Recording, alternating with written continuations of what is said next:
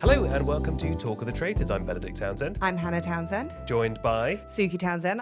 We read every comment on YouTube and Spotify, and someone said that we failed to mention what Suki was doing at the top of yesterday's episode. And so I've got one better, and she's on screen. For audio listeners, Suki Townsend is on screen. She's looking very cute. If anyone noticed yesterday that Benedict's mic was way quieter and mine was way louder, the culprit is here, Suki Townsend, who had gone past the buttons and shifted one down. So she loves to press the buttons. Oh, she's sad. I'm sorry, baby. I also want to apologise. Yesterday, I apparently went into some kind of fugue state.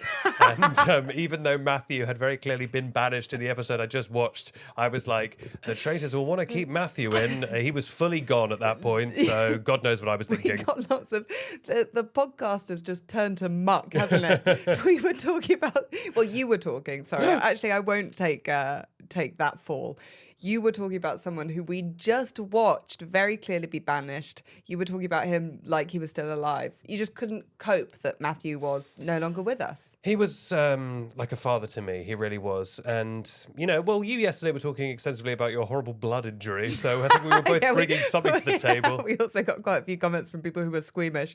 Finger, thumb is looking okay. One finger, one thumb. Was bleeding a little bit today, but I think it'll be okay. I saw in the press, apparently Matthew's come out and said that he really wants Traitors to win. Oh, good. Well, he wanted to be a traitor. Yeah. And he didn't get to be, sadly. But he's still got time. I think he'll make it all the way to the end.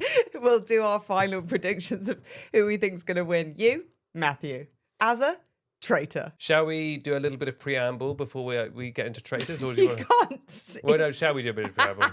You can't introduce preamble. Well, I'm just going to let people know we'll be preambling, and then if they don't want to hear the preamble, they can skip to about the 80-minute mark, and we'll start talking about Traitors. Shall we preamble? Well, we had some pretty exciting news today. Yeah, we did. We did. No, we actually did. Our good friends at Spotify got us a billboard for Talk of the Townsends in Leicester Square, which if you don't live in London or the UK is a really prominent place. That's like a Times Square type deal. No, it literally is. It's literally Times Square, Leicester Square, Tiananmen Square, Albert Square. Those are all the squares. Square root, of course, from maths. Yeah. Shout out maths. No, so fun to be on a billboard. Genuinely, I've been saying this since we started doing this thing. In every big meeting we've gone to, I've always put forward the one thing I want in life is to be on a billboard. I didn't care how we got there. I just wanted to be on a billboard. You know what, though? It is a lesson of that is a ridiculous thing to say and to want until you get it. Yeah. And then it isn't ridiculous anymore. Yeah. Every dream is ridiculous until the day it happens. And then everyone's like, well, okay, I guess you did that then. It is still, the dream still is crazy. Seeing our big, massive heads on that billboard was so crazy. If you're watching the video, I will overlay some footage of it. And it was 10 foot high, the head's crazy. And I have worked in advertising for a decade, and I have planned out of home for it. Out of home, by the way. Ooh, as we like to call it, is just kind of any billboard, a side of a road, like a bus shelter that has an advert in it. That's like a D6. That's still a out of home piece. Mm-hmm. And so whenever we refer to billboards, we're always calling them out of home because that's their correct terminology. Ooh. As opposed to... Oh, the other thing is I'll be on the radio this weekend. If you're interested, I'll be on Radio X from 6 a.m. to 8 a.m. on Saturday and Sunday. Wow, I'll be tuning in. Right, thank you. I'll try and sound a little less sarcastic. I won't be asleep. I will be doing it right after the Traitors finale. Oh, wow. So if you want to hear me at my freshest. Not to one-up you, but I am on the radio tomorrow morning. I actually spoke about my poor performance last radio. They want me back. They said, we'll settle for crap. No. We'll settle for crap. No, I had a wonderful time last time I was on. I'm absolutely delighted they want me back to speak about the Traitors. So I will be on BBC Radio at 7:17. Got to work out which one it is. They're all BBC radios. Just type in. Type in. Well, we have to start the episode with some sadness. Roxy has unfortunately gone up to the pigeons in the sky. Going up to the pigeons, Pigeons in the sky. That's where's Roxy gonna go when she's died. I was shocked Roxy went. I had predicted it, so I felt pretty good. I think that they were right in the fact that they were too close to her. They'd obviously had a conversation before that we'd never seen where they were like, we don't want Roxy standing at the end, basically humiliated. And we have to do a reveal and say, oh, we're traitors. Did they spell that out? They said something like, we always said we were going to have to do this and she couldn't be at the end with us. Oh, I missed that. I'm That's pretty sure there was interesting. a line like that, which makes sense. Like, you don't want the person you're closest to betray them. Yeah, and that would have been a really painful final if it was those two and Roxy. Yeah. It is quite funny that even as she was leaving the show, the last thing she said was, I trust Stephen and Rachel. And as you said, it wasn't just one of them, it was both. She was consistent. She was consistently wrong. She seemed nice.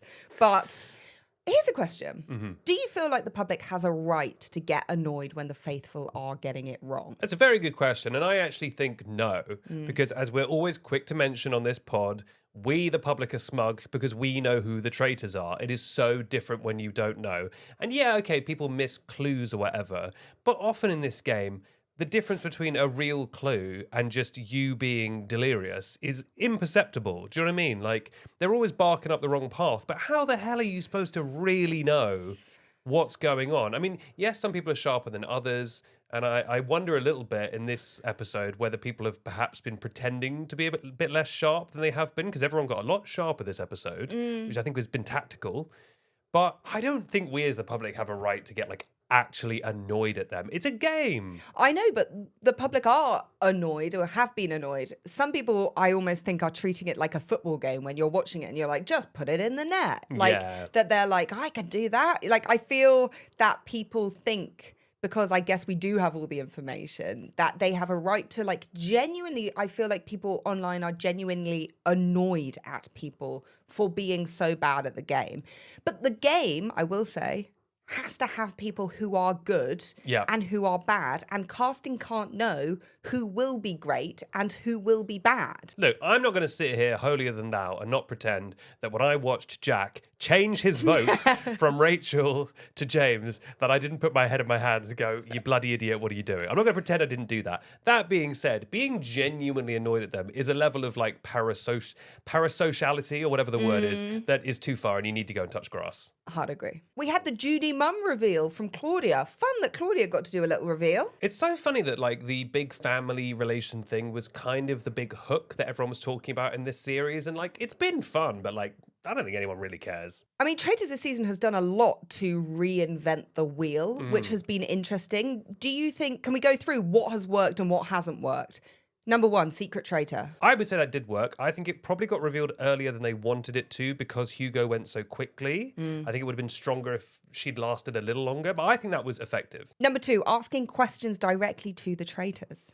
I think that's a cool idea. I think the way it happened was so odd, and I don't know if it was staged, but the fact that so many people watching it thought it was staged means that I don't think it really worked in the public's mind. Part of me thinks that Harriet saw something at that night that made her think it was Rachel, because she was just so certain in a way that you can never be in the Traitors. Yeah. Like, if I was putting forward an argument, I could be like pretty sure, but you can never be. She was 100% sure Rachel was a traitor. And part of me thinks she either saw something in production, like I'm not doubting her abilities, but you can never be 100% sure in the way she was. No. So part of me thinks she saw something, and I don't know. And she was behaving like someone, she was behaving like a traitor who has all the information. She was. Faithfuls, even when they're dead set on someone, never act with that level of certainty. They always caveat a little bit because they don't want to get embarrassed. I agree. And I know that this is my point, but did we see James go with that level of certainty last night for Matt? A bit, but I think still not as strong as Harriet. No, Harriet was 100% sure. She knew. The thing with Harriet is I think she knew. Yes. Rather than James 100% suspected. Yeah. I think Harriet knew. She was acting like someone who knew. She was acting like a traitor. Yes. That's really interesting. So yeah, the questions thing, though, regardless, I do think is interesting. I'd happily see it again. I wouldn't miss it if they got rid of it. The challenge where the traitors came out of the boxes in kind of plain sight, but all the other Faithful were locked in the box. Yeah, fun. I mean, ultimately kind of Pointless. without consequence, because if they actually saw them, the whole game would have to end. But I think it adds a level of danger to the challenges. And, the challenges are always sort of our weakest element. So I liked that. Poison dagger? Dagger was fun. I think the dagger, I said it last time, I think that is a really perfect addition to the game. It doesn't give anyone too obvious a benefit or a disadvantage. It just kind of mixes things up in a way that feels very Traitors. The challenge we saw tonight where the traitors could sabotage in order to get a murder. It was crazy getting that because I feel like that's what we've always been crying out for is a challenge where they could sabotage. Of course, they didn't. No. So, I mean, it would have The been really problem is interesting. it's too risky at this stage to do something like that.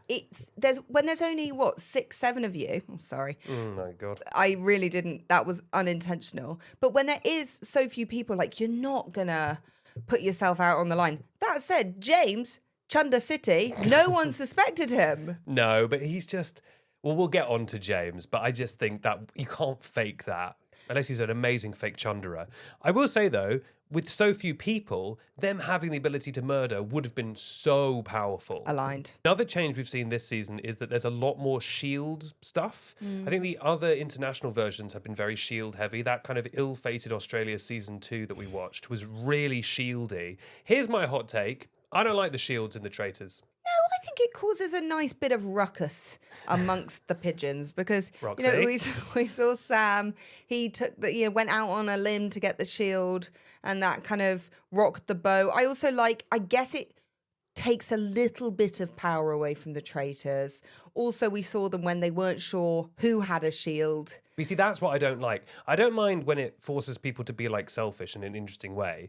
But the second people figured out you could do that thing where you say, we just won't say which one of us has it. And that means 8 of us have a shield. I think that really breaks the game. In what way? Because it's just you're just whittling the game down too much. But are we not making it harder? We're always trying to make it a little bit more difficult for the traitors. I know, but that makes it too difficult for the traitors, I think. The traitors have got it pretty easy. I'm into shields. Shout out Jade at the table, just fully laying out the truth beat by beat in terms of not only guessing that Rachel would specifically give James the dagger, but also predicting that they would do that because he would then implicate Matt, who I've now learned has left the game. She would implicate Matt, and then the next night, that night, would seem guilty himself. She literally spelled it out step by step. And yet, at the voting, Jack was just so compelled by that speech. I don't know. Yeah, I agree. Definitely it feels like the group are not necessarily coming together, but they are getting the kind of theories correct finally. It was kind of wild to hear a few of them be like, I've just remembered the cages. I've just remembered Harriet. And I don't know if part of that is that they've been holding on to this stuff or they genuinely did forget about it. But it is wild that all the most obvious clues, did you just completely forget about this stuff until now? But I guess it took whittling everyone else away for them to finally just see Rachel and Stephen. Maybe. I was a bit sad watching Stephen this episode because I thought the 2 traitors were buddies together. I was like, what is he doing? Stephen and Rachel made a pact that they would never write each other's names down. Stephen, the way he was moving this episode, I'm not going to lie, it was giving a little bit treacherous. But when push came to shove, I was a little bit heartened, actually, to see that he didn't put her name down.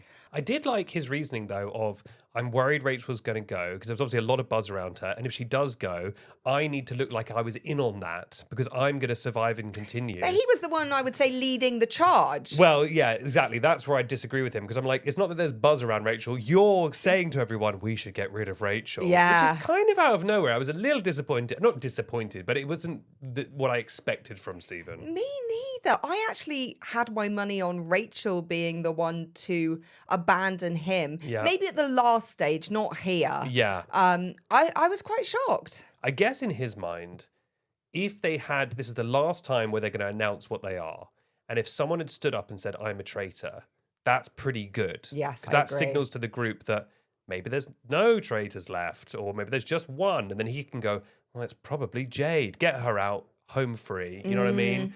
It would have been really good for one of the traitors if the other one had gone now. Yes. So if Rachel goes tonight, Stephen won't recruit. I don't think so. It would Because seem they're in the insane. final. Yeah, it'd be crazy to recruit on the last day. I don't think they will. No. We were tricked by the edit tonight in Traitors.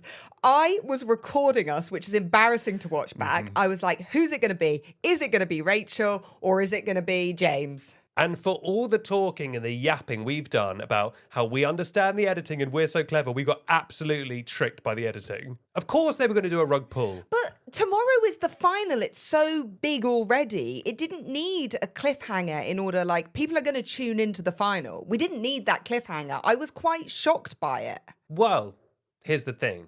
Does the fact they've cliffhangered it tell us who goes?